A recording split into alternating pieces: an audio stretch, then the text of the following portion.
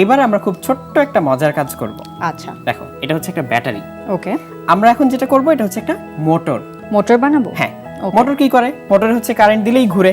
তো কত সহজে একটা মোটর বানানো যায় এটাই আমি দেখাতে চাই। আচ্ছা, এইখানে আমরা একটু আগে অন্য এক্সপেরিমেন্টে যে রিং ম্যাগনেট ইউজ করেছিলাম সেরকম একটা রিং ম্যাগনেট আছে যার মাঝখানে ছোট্ট একটা স্ক্রু আছে। এই স্ক্রুটাই আমাদের মোটরের অ্যাক্সিস হিসেবে কাজ করবে। আচ্ছা, ওকে। তো এই ম্যাগনেটটাকে আমি এই ব্যাটারির নিচে আটকে দিলাম, এই যে এরকম করে।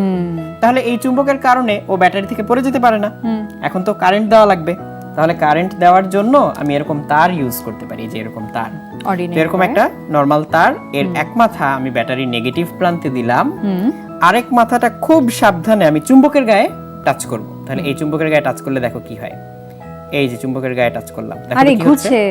চুম্বকটা ঘুরে যাচ্ছে, তাই না? এই যে। ওয়াও, হ্যাঁ, বেশ জোরে ঘুরছে এখন। তুমি কি দেখতে পাচ্ছ ঘুরছে যে? হ্যাঁ, একদম।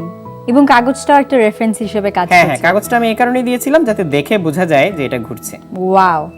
কিন্তু এটা কন্টিনিউয়াসলি এরকম ঘুরছে কিভাবে, আমাকে কি বলতে পারবে? না, ঠিকভাবে বলতে আচ্ছা। পারবো না। এটা ঘুরছে এই কারণে যে এই ব্যাটারির সাথে যখন এই চুম্বকটা ঝুলানো ছিল তখনও কিন্তু সার্কিট কমপ্লিট হয়নি, এই দেখো মাঝখানে ফাঁকা।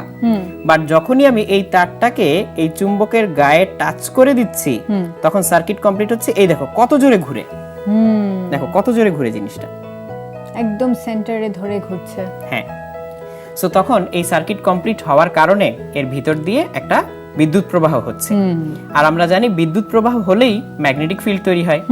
ওই ম্যাগনেটিক ফিল্ডের ধাক্কায় এই চুম্বকের যে ম্যাগনেটিক ফিল্ড সেটা একদিকে ঘুরতে থাকে।